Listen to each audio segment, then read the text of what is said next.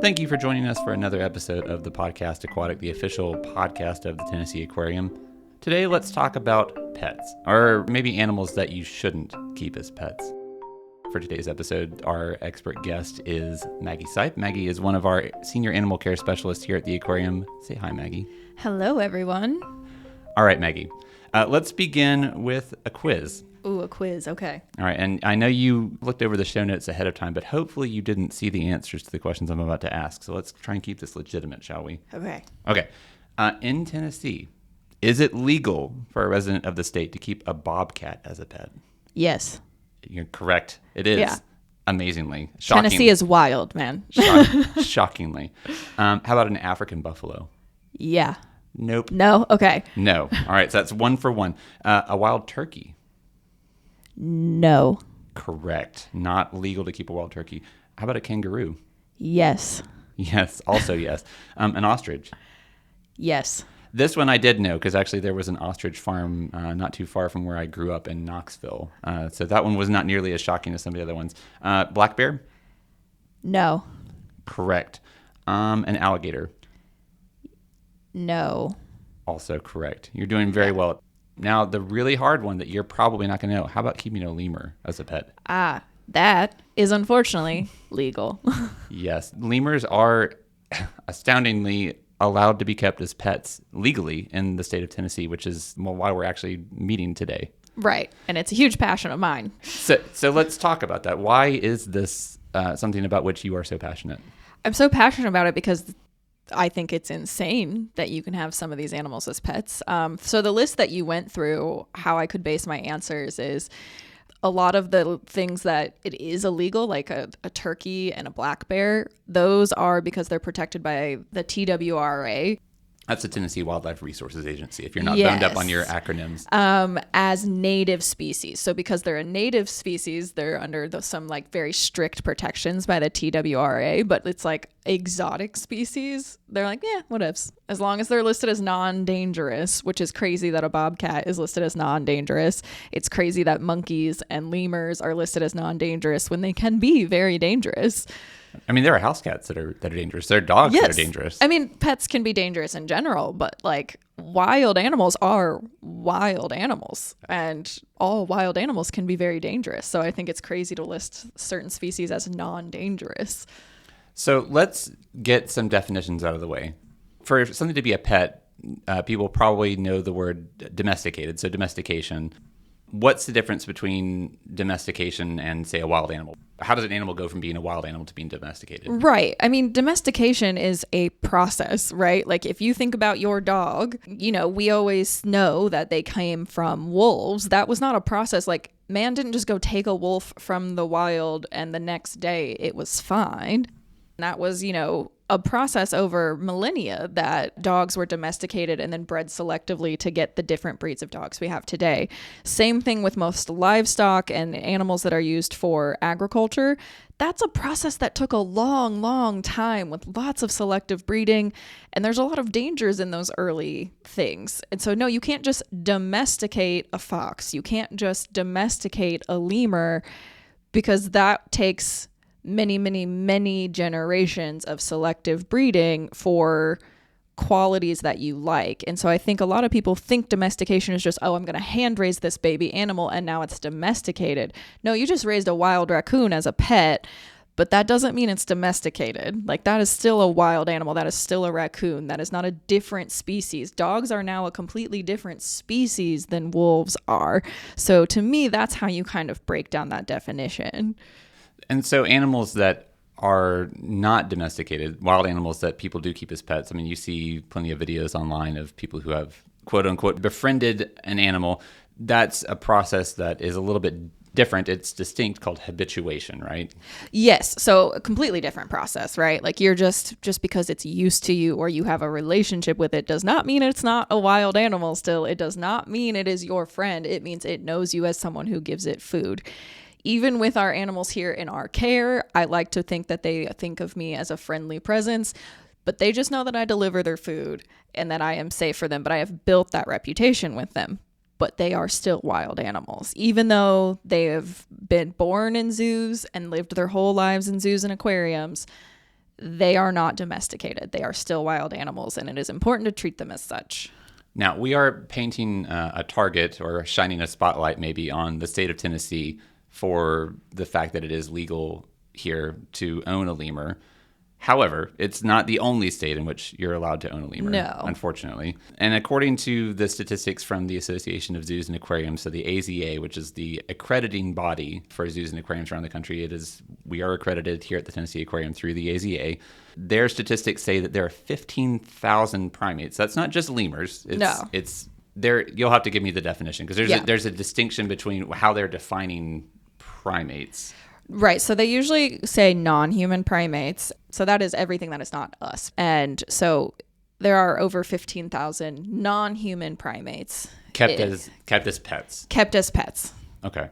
So that seems like a lot. So how do animals like monkeys or lemurs end up in the pet trade to begin with? So that's a really good question. I mean, initially it is poaching, wildlife poaching, right? But honestly, there are breeders in Tennessee that you can go buy baby lemurs and baby capuchins, and like you can get animals. So even though they're still not poached from the wild, so people think it's okay because, well, it came from a breeder. It wasn't poached from the wild. It's still a wild animal, and it's still exploitation of wild animals. So it's kind of hard to think about that because, no, they're not being stolen from the wild so much to be trafficked anymore in the United States as pets. However, that doesn't mean that just getting it from a breeder makes it okay. But there are species like turtles and birds that are often trafficked from the wild and poached and flown across borders and sold in the pet trade, which is awful. I mean, the pet trade is one of the number one risks to almost every species. And the reason that's a bad thing is, as you said earlier, that's the difference between habituation and domestication. Just because you get an animal that's been born in human care, it doesn't make that animal not subject to its wild instincts. Right. Like, yes, lemurs now, like the lemurs in our care, for example, Avior and Lyra. Those are red-ruffed lemurs. Yes, those are red-ruffed lemurs, but they're turning 16. They were born at the Duke Lemur Center out in North Carolina. And their parents before them were probably also born at the Duke Lemur Center. But that does not mean they are domesticated. Again, the process of domesticating wolves took thousands of years. You can't just do it within a few generations, and lemurs have been in human care for maybe 100 years. So at best 100 years. But we are nowhere near the ability to domesticate some of these animals, especially with the way a lot of these breeders who can profit off of this, they're not doing it for the good of the animal. They will just hand raise an animal and call it's a domestic lemur. And it's like, that doesn't exist. So it's just it's hard to know the hard and fast lines. So that all kind of dovetails nicely with the AZA's campaign called Not a Pet. So Can you kind of talk us through what is Not a Pet and how do lemurs sort of fit into that? Right. I mean, I think so. It's a big part of what I pay attention to is the lemur keeper here. Not a Pet is AZA's push to try and help diminish wildlife trafficking. I think with the age of social media, unfortunately, zookeepers, we do a lot of work in our lives to get to this point where we can work with exotic animals. And some of the things that we are able to do, people see and they're like, I want to do that. I get to hand feed lemurs every day. People can see that and be like, I want to do that. If I'm careless about it, I might be inspiring someone to go get one as a pet. And that is not what I'm intending to do. So I think there was a moment when social media was rising and zookeepers were sharing their lives. And then people who had access to exotic pets were sharing cute videos of them tickling a slow loris, which you then find out is actually a scared behavior that they do when they lift up their hands and they look like they're being tickled and it looks cute. It's not. It's actually a defense response of like them trying to back away. But it's a cute video that goes viral, and then how many more people see that and then go out and get a pet slow loris? How many people see someone or see a video of a lemur asking for scratches and then want to go get one as a pet? The messaging as it goes out to people who don't understand what I understand about lemurs, about animal behavior, about laws, and about wildlife, it can inspire some uneducated people, some people who just don't know any better. That's a cute animal. I want one. I hear it all the time in lemur forest. that's so cute. I want one. And so I think the big push is just trying to really get the information out there that no, they're not pets. They are wild animals. There are so many shelter pets that need homes. Please consider that before considering an exotic. Setting aside the maybe the ethical or moral implications of keeping a lemur as a pet, why would lemurs not be a good pet? Because there are other reasons. It's not just right. It's not just don't do it because wildlife trafficking is an industry that needs to be ended. It's there are other reasons that if you just want to be selfish about it, that you probably don't want a lemur as a pet. Right. I mean, I could list thousands, I feel like. So one of the biggest ones is they have a longer lifespan. In the wild, it'd be about 15 years, mid to late teens, but in professional care or, in an environment with good health care, they can live upwards of 30 years. That's a commitment. They also are very social creatures, and I'm not talking just with humans. They need other lemurs, so you can't have just one. Even a pair is not ideal. You need multiple lemurs. Lemurs need other lemurs. That's just a hard stop. Their diet is very specific. They are very specialized primates, and you have to watch their sugar intake. They are very prone to diseases like diabetes. A lot of people think they eat fruits in the wild, which they do, but our fruits here in America that we can get commercially are way higher in sugar than anything found naturally in Madagascar. So here at the aquarium, we actually don't feed any fruit to our lemurs at this point unless it's for a special treat. They get like 95% fresh fruit or fresh veggies and like biscuits and chow and things that we get through special zoo suppliers to make sure that they're getting all the vitamins and minerals that they need. Our horticulture team grows them fresh greens at this point. Like, we are doing everything we can to make sure they remain healthy. Not only that, good luck finding a vet that's going to take care of a lemur. Not a lot of vets are equipped to take care of primates in those situations, especially ones who are probably going to start having aggressive issues, dietary issues, gut health issues. They can be very hard work. They're very tricky. There's not tons of research out there on them. The zoos all work together as a network. Anytime we have a health issue with one of our lemurs, our vet will call many other vet specialized lemurs to try and work it out with them. And there's still things we see here that they've never seen and things that they've never seen that we dealt with here. So it's not easy to do, and they're stinky. Lemurs communicate through scent. They scent mark everything, whether that is their pee or their scent glands or rubbing their genitals on things. It's disgusting and not cute at all, I promise you.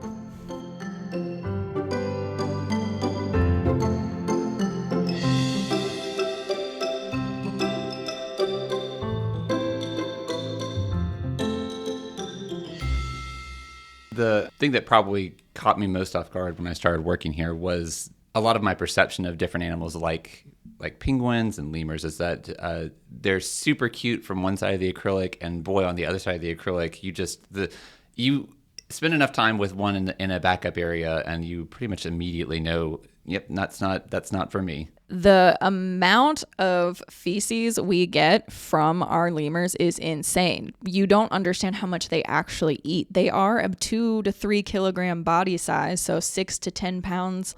However, we feed a case of lettuce every other day to our lemur troops. They're eating constantly because they have the way their digestive systems actually work. They're eating leafy greens in the wild to sustain themselves, and you don't get much nutrition from that. So they have to eat high volumes, which means they're pooping high volumes. It's a lot. It's gross. Not to mention, Avior and Lyra scream so bloody loud, you'd go deaf in your house if you had that in there. I go deaf in my office half the time. There's a reason why, and I'm not sure if it's a specific species, but lemurs, the ghost of the forest, is what they're called in I believe Malagasy. That was from the Indri lemur is where lemurs got their names, because Indri lemurs are known as the singing lemurs. They're the largest living lemur species, and they make these really loud singing calls, but a lot of lemurs do loud calls. All of our lemurs can be loud, but Avior and Lyra are red ruffs who come from the rainforest, and so to communicate, you have to be loud. And boy, are they. Yeah, if you're coming up the escalator in the Ocean Journey building, which is where Lemur Forest, the exhibit that Maggie works in, is situated, and they start calling, you could be 4 floors down from them and hear them plain as day, and the closer you got, the less of anything else you would hear. Oh, yeah. We were leaving yesterday and we raced out the door because we heard him starting up. He has like a little starting signal, and he was racing up, and we were about to leave for the day. And we were like, we got to get out before he starts screaming. And as we rode the elevator down, we heard him the whole way down to the basement of the building. So yeah, it's insanely loud.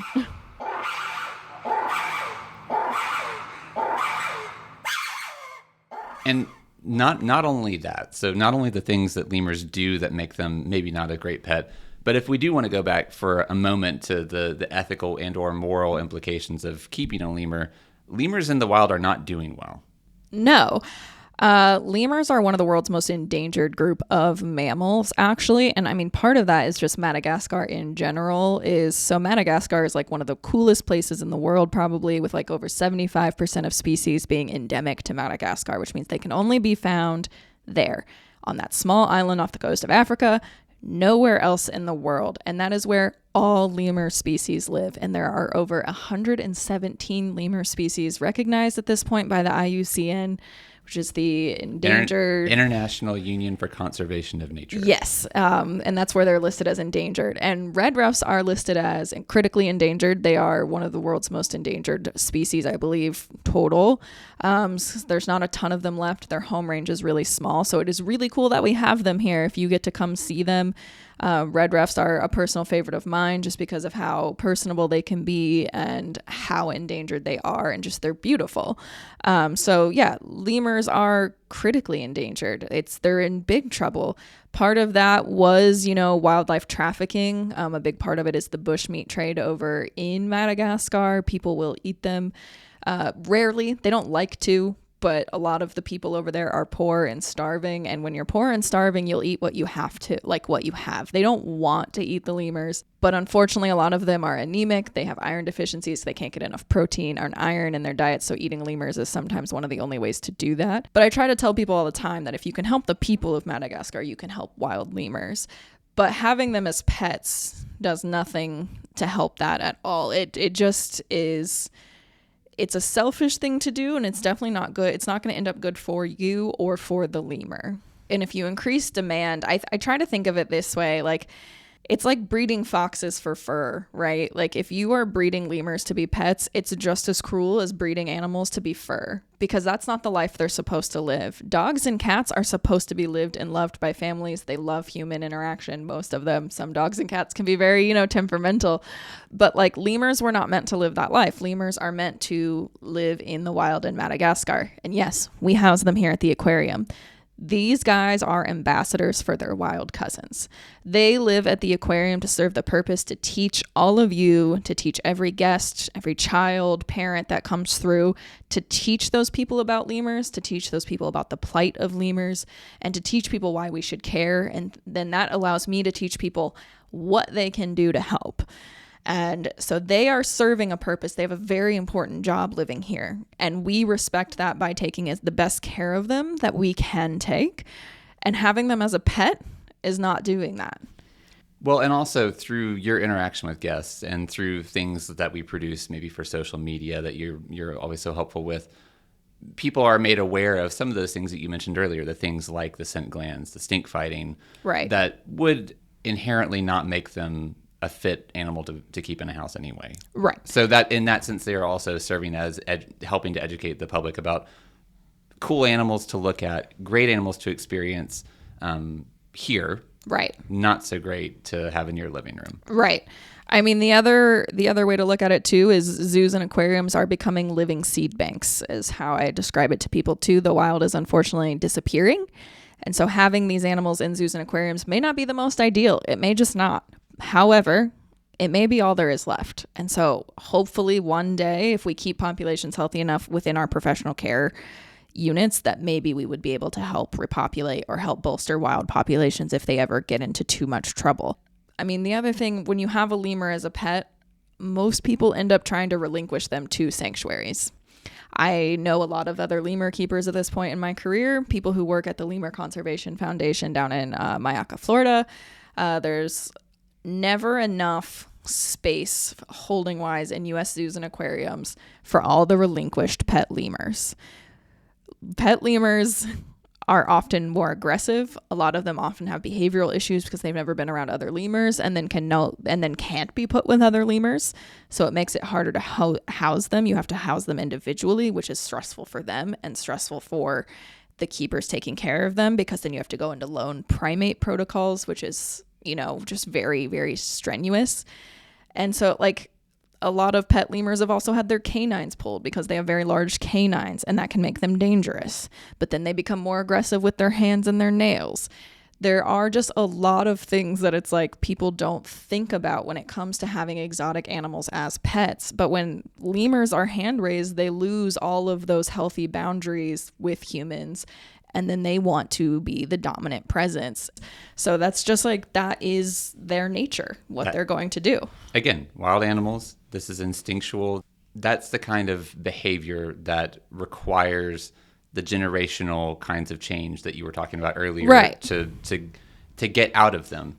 Yeah. And the fact that they do have those instincts and that they do abide by those instinctual behaviors is a good indication this is a wild animal. This is not right, something that's for your house. Right. So you and the rest of the lemur keeping team, so there are 3 of you. Yes, there are 3 of us that do it mainly, yeah. And you work with several species of lemurs every day. We've already talked about red ruffs, and we didn't mention, I guess, but we have quite a few ring-tailed lemurs, and then we yes, also have red-collared brown lemurs. Yes. So it seems like just through working with them every day and having that sort of personal interaction, you get close to them. How do you keep that distance and avoid them treating you the way that maybe someone who dreams of keeping a lemur as a pet would want that animal to interact with them? Right. So everything is very healthy boundary, right? We respect them and they respect us. We do have 2 ring-tailed lemurs who we are PC, which is shorthand for protected contact, which means we do not go in with them by any means. So, if we're putting food out on an exhibit for them, we're holding them in an off-site space and then letting them go back out. They are more aggressive with each other, and they've been more aggressive with humans in the past. They're very grabby with food, and they don't have that boundary with humans. When they were born in professional care, the keepers at that facility were more hands-on with them when they were young, before a lot of this was known. And so Spry and Snickers just kind of lost some of that boundary. So they are protected contact because they are aggressive, and it's just more comfortable for them and for us to respect that there's always mesh or whatever in between us. And we've seen way better results in their training and their trust with us and their willingness to do what we ask of them. And then we do have the ones that we do go in with, but we never let them like touch us or climb on us. We never want to hold them. We want to encourage that boundary so that we can show people that they're not pets and that they are wild animals. So it is super important to us to make sure that we maintain that. And there are times where it is so tempting because they are so cute. And I'm always like, I just wish I could snuggle you and pick you up. But I know like that's not my job. My job and how I got here was by respecting it and by not letting that happen. So there are times I even have a hard time resisting and I think, I just want to pet you, but I cannot. Because not a pet. Because they are not pets. Exactly. So if people are listening to this episode and think, I would like to do my part, what are some things that people can do if they're maybe bothered by the notion of lemurs being kept as pets? It's like doing your due diligence when you see institutions or you see places where there are animal encounters. Anywhere you have the ability to have an encounter with a wild animal, it's important to stop and ask yourself, is this a good idea? And not just, is this a good idea for myself, but how is the animal being treated? Am I perpetuating an exploitation situation? A popular one I'll use is in Thailand. There was a place called the Tiger Palace, where for years tigers were drugged so tourists could come take photos like laying on top of them. And when I went to Thailand in college, a lot of people I went with wanted to go there and they ended up going, but I refused and I stayed behind. And I'm very proud of myself still, like for making that decision, even though they got really cool pictures and they got to pet a tiger and lay on a tiger and all these fun things. When that place got shut down later, I felt pretty vindicated. So if you ever have a chance to pet a lemur, maybe ask yourself, is that the best? Because I know people can go buy one in states like Florida or Tennessee. I believe there's an institution in Florida you can walk in with the lemurs. The lemurs will climb all over you because lemurs can be docile. I made air quotes when I said that. But that doesn't mean they don't have teeth and they shouldn't be respected. Just because an animal can be nice and it can climb on you and you're having a great time and you share that to your social media, someone may see that and be like, well, I live in Tennessee. I'm going to go buy a lemur. And then that animal's life is ruined. That animal is then living with someone who doesn't know how to take care of it, doesn't know how to feed it, can't find vet care for it, and then tries to give it to a sanctuary full of overworked and underpaid people who are doing their best to help these animals try to recover. And it's a vicious cycle, because the more you buy pet lemurs, the more these breeders are going to breed lemurs to sell as pets. So it's an exploitation cycle that just continues if you support it in any way. So the number one way to do it is if you see a cute video of someone with a pet lemur and you're like, oh, I love that, and you send it to somebody, don't do that. Don't share those videos. Don't participate in it. Do your best to be educated about it. And if someone sends you a cute video of a lemur, which I get all the time because I take care of lemurs, people send me pet lemur videos. I have to tell them, be like, hey, I don't want to see this content. It's the number one most responsible thing I can do is this is the content I don't want to give any sort of attention to. And part of that education is listening to episodes like today's episode, talking about why lemurs are just not the kinds of things, animals you want to keep in your home. Just not good pets, if you can make heads or tails of my rambling. Well, and with that, I think, Maggie, we've adequately covered the topic and established a platform or defense of lemurs not being kept as pets. Yes. So let's go ahead and wrap it up here for this episode of the Podcast Aquatic here at the Tennessee Aquarium. But Maggie, thank you so much for taking the time to talk to us and explain your very well-reasoned position of why lemurs are not something that you would want to keep as a pet. Right. Not a pet. Be a responsible tourist. And don't share pet videos on social media of animals that are not supposed to be pets. But do share your thoughts and suggestions to us here at the Podcast Aquatic for future episodes. If you have a question for an expert like Maggie or something you'd like to know a little bit more about here at the aquarium, send us an email at podcast@tnaqua.org. Maggie, thanks so much. Thank you, Casey.